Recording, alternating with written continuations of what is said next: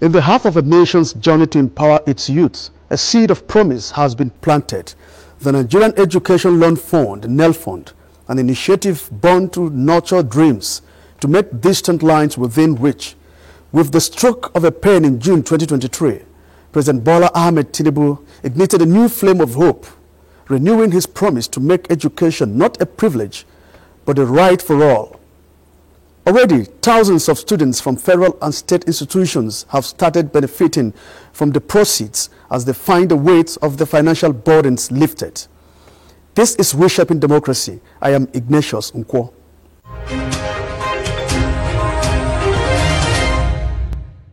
The managing director of this all-important Nigerian Education Loan Fund is on Reshaping Democracy to respond to citizens' requests for answers in the organization's quest to actualize its mandate.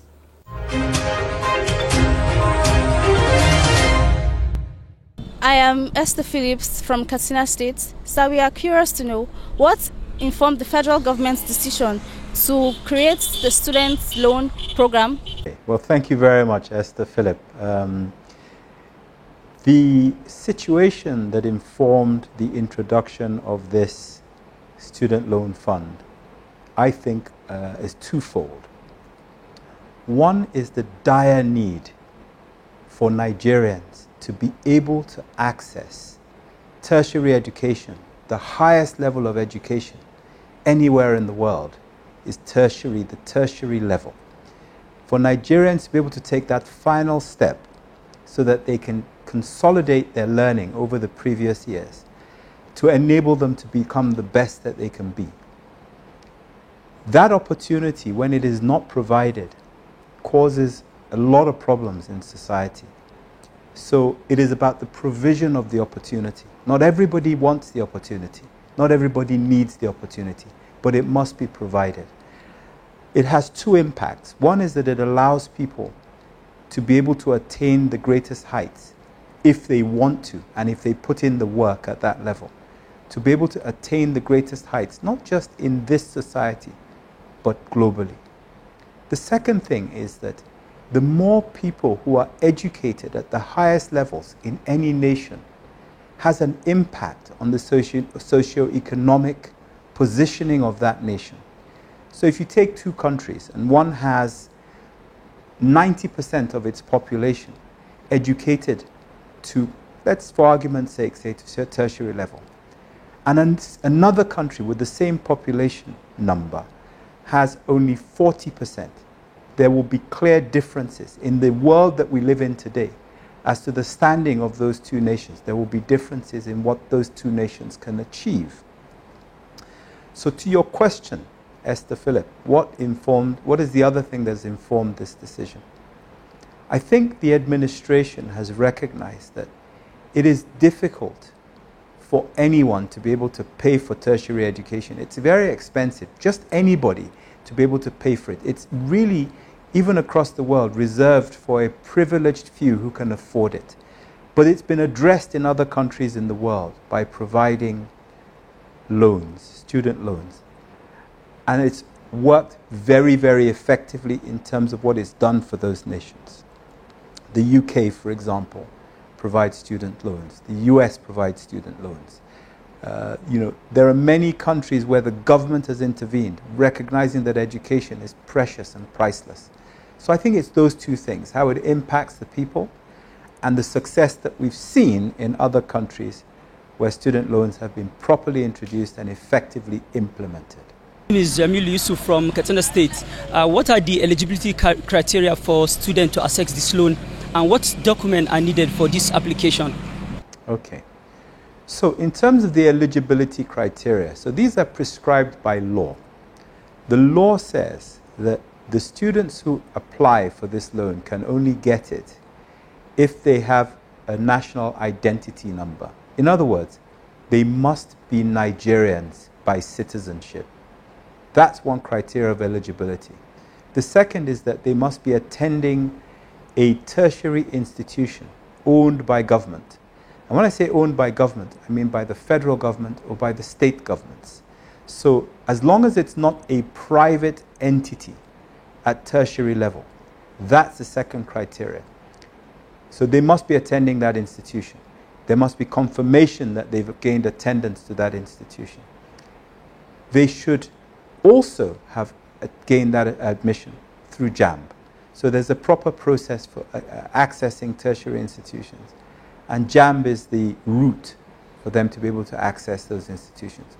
So if we have students, for example, in these tertiary institutions who haven't accessed it through JAMB, they would not be eligible. Going further, and these are not necessarily described by law, but actually are eligibility criteria by Nelfund, is that they should have a bank account. Remember, it's a loan and it's going to be transmitted through the banking system. So they must have a bank verification number. That forms part of our internal guidelines to ensure that the people who we're giving loans to are properly banked and can pay back properly. We don't deal in cash. My name is Mariam Uthman from Maiduguri, Borno State. MD sir, my question is, what is the minimum and maximum amounts can a student borrow, and how can the loan amount be determined? There is no prescribed maximum in our guidelines. What we say is that we will provide loans to 100% of the study fees that the institution, that the individual who's applying for the loan is attending. So, I'll give you a couple of examples. If someone is studying sociology at the University of Maiduguri, there is a fee attached to that figure. Whatever that fee is, the loan will cover it 100%.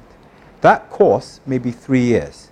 We'll cover that course as long as they apply one session after the other for the 3 years, 100% in total. If they're studying at the University of Ibadan, medicine, the course might be 5 years and the course fee might be different. We will cover that 100%. So there isn't a prescribed figure. It depends on what they're studying, how long the course is, but it is a yearly application process for the fees. So if they're doing medicine at a particular institution for 5 years at 100,000, it's 500,000 that they're entitled to. But bear in mind that institutions can change their fee charges. We will cover it 100%. On top of that, we give a monthly stipend for 12 months for the period or for the session. Today, that figure stands at 20,000 naira per month. It can change because, we live in an environment where, there is inflation like everywhere in the world. But today, to answer the question very simply, we cover 100% of the course fees for the individual, and we pay a stipend of 20,000 naira per month for a session, which technically is a year. My name is Mujahid Abdul Wahab from Maiduguri, Borno State. My question goes like this to the MD sir, regarding the student loan. So what is the interest rate? And secondly, what is the penalty for late payment? Okay, thank you. So the law allows Nelfund to charge interest on the loans. So we are allowed to charge interest. Today we have chosen not to charge interest. So the interest rate on the loans for people who are applying today is 0%. We will maintain that for the entirety of the course. So if a person applies today, it's 0% interest. If they come back for their 200 level, it remains at 0% interest. In the future, we might change the interest rate, but not for those who've applied now. We will follow through on the promise that takes it all the way through to the end of the program or the end of the course. The loan needs to be paid back. It can only be paid back if the person who took the loan is earning an income. So the provision in the law is that nobody, absolutely no one, is required to start paying this loan back until 2 years after they have completed their NYSC. Now, what does this mean? If a person completes their NYSC and 2 years later they're due to start paying the loan back, if they don't have a job, they don't pay back. Nelfund doesn't come after people who don't have a job, who don't have gainful employment, to come and pay back. What we say is that at that 2-year point, you inform us that you still haven't got a job. As Nelfund, we will try to connect you into work. We will try to connect you into jobs, because it's in our best interest for you to get a job or for the student to get a job. Additionally, the obligation is not on the individual to pay back. The obligation is on the company or the employer to take 10% of that person's income and pay it back to Nelfund. That's where the obligation sits.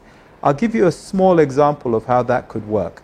A person 2 years after they've completed the NYSC get a job. They get a job, the employer, by going to the register, sees that such and such a person has a job. If they're earning 100,000 naira a month, the employer will take 10,000 naira and pay it back to Nelfund. That's how it works. If that person loses that job for any reason, let's say 6 months down the line, the payments stop and nobody goes after the student. Nobody goes after the loanee. There is only one exception to that. If the person is self-employed, in other words, they're employing themselves, then there is an expectation that they will voluntarily make those payments.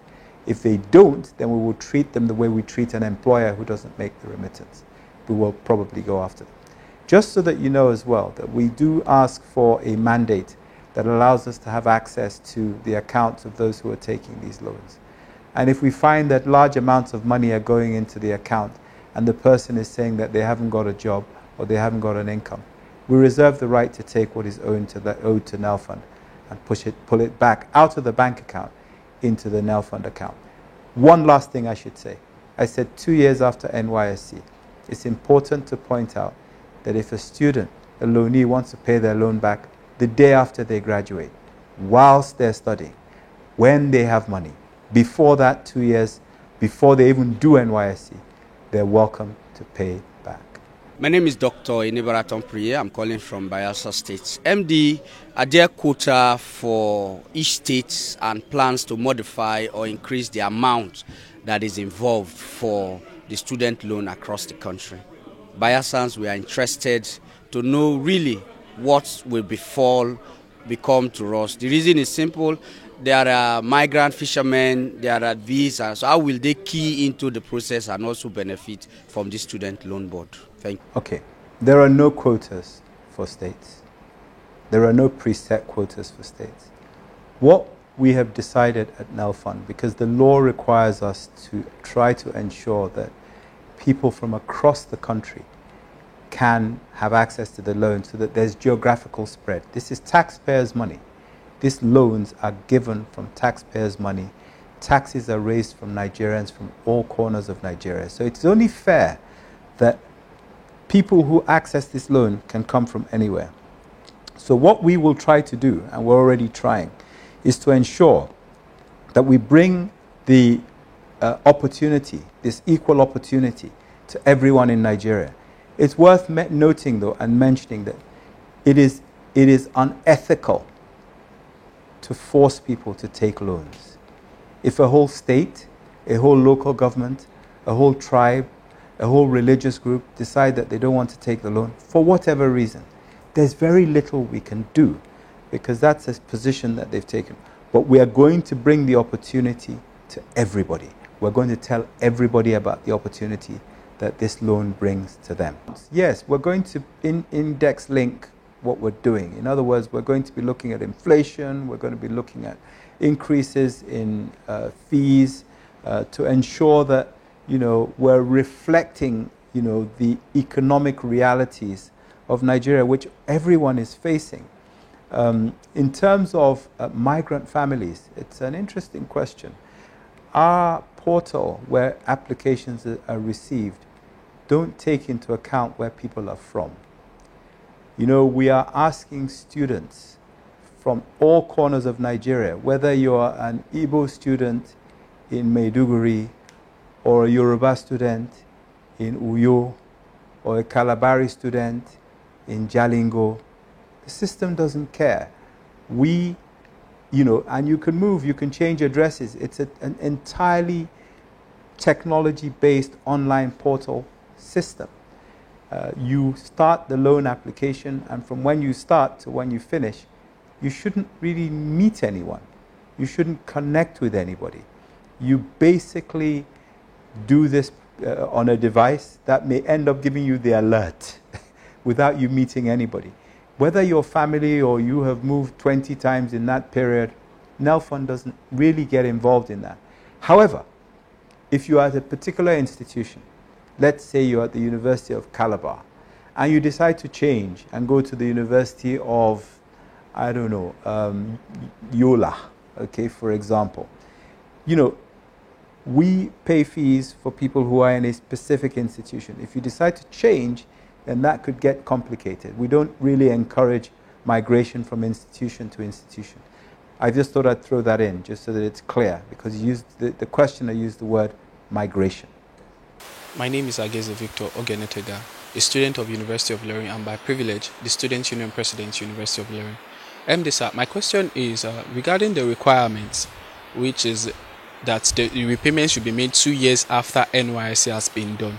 For a beneficiary that is unable to get a job after two years after its NYSC, will the government will government impute force in order to ensure that this money are gotten back, or what are the method, or what are the metrics that the government intends to use in getting back this fund, understanding that it is the responsibility of the government to provide job opportunities for its citizens? Okay, I get this question a lot, and you know, honestly, this is a loan, okay? Somebody applies for a loan and they're in Taraba State, okay? They graduate, they decide that they're moving to Oyo, for example. If they're not going to pay the loan, they're not going to pay the loan. Whether they move to Oyo or they move to Canada doesn't really affect the way we operate. You know, it's a loan, it's not a slave contract. If people decide to go on vacation and then they get to where they're going and they decide to stay there, that person can decide to pay their loan from there. Or they can decide that they're not going to pay their loan at all, just like others may not do. But the question is an interesting one, because I guess part of it is we're holding employers responsible. If the employer is abroad, how does that then work? Well, there is an expectation that that person will make voluntary payment if they have a job wherever they are in the world. These things speak to patriotism. And I know people try to give the impression that Nigerians have no conscience, they're not patriotic, they won't do the right thing. I reject those arguments. I think people who gain value from something, a good number of them will recognize that they gain value from it. And I'll give you an example. We've had people who got loans when this arrangement was in place in the 70s, who benefited from loans, have come back to us today and paid the money back, with interest, if you like, from loans they took in the 70s. So there are people who are well-meaning. Alex Akamu is my name. Of course, the acting dean, student affairs, University of Ilorin. The university calendars, how do they intend to ensure that the beneficiary get it at the time their own session is in operation? I know Mr. Akamu, I know him. I've never met him, but we've talked on the phone, and I understand his question. You know, the unification of university calendars, of polytechnic calendars, of colleges of education calendars, is something that we have inherited in this country because of the stop-start nature, the strikes, all kinds of issues have built up. You know, we are just starting as Nelfund, and this is one of many initiatives introduced by the President, His Excellency President Bola Ahmed Tinubu, to begin to address some of these issues. If we can take the issue of fees and institutional charges off the table, if we can take it off the table, then institutions begin to get paid more regularly, they begin to get paid more in full, and we hope that at some point this sort of unification of calendars will come back.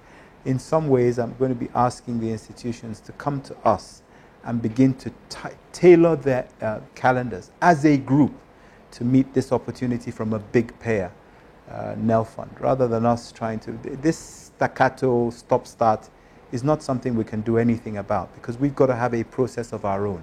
And we can't create a process for every single institution. We have to do these things in batches. My name is P. Roberts, calling from Inagua. MD, my question is as regards the Education Loan Fund. My worry is what measures have been put in place in terms of checking corruption, in ensuring free, fair and credible process in line with the renewed hope agenda of the present administration. So first of all, we've decided that we're going to make this an online application, an online portal application. So we have eliminated to a very large degree the human factor. Give me something and I'll give you a loan. To a large degree, you can't have that conversation with a portal. So we've tried to eliminate that. Because of the way in which we've also asked people to approach us, you must approach us with your JAMB number, your date of birth. You must approach us with your NIN. We must have your BVN. And if you're in the institution, we must have your matric number. With all of the data that I just said we're asking for, we believe that it is almost impossible for one person to have all those pieces of information or for there to be a repeat. Now, of course, there can be hijack of identity. So somebody can take all that information that belongs to somebody else and access the portal. However, we have a second checker, and that is that the institution also provides us with data about the individual. We run some checks. We make sure that the information they give us matches and cross-checks with the information the institution had previously provided us with. And when they apply for the loan, we go back to the institution to check that the students that have applied to the loan from us are bona fide students before we pay the institution and before we pay the individual.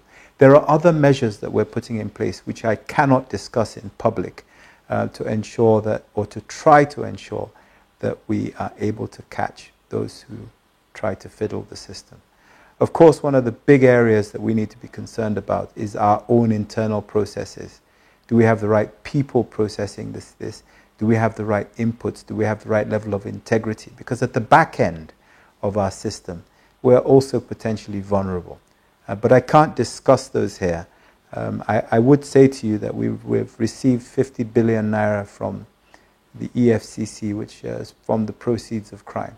So we're under a great deal of scrutiny because the President, His Excellency President Bola Ahmed Tinubu, has been emphatic that, you know, if we're receiving looted funds, we shouldn't allow those funds to be relooted. We're going to do everything we can to block those who want to reloot the funds that are given to us.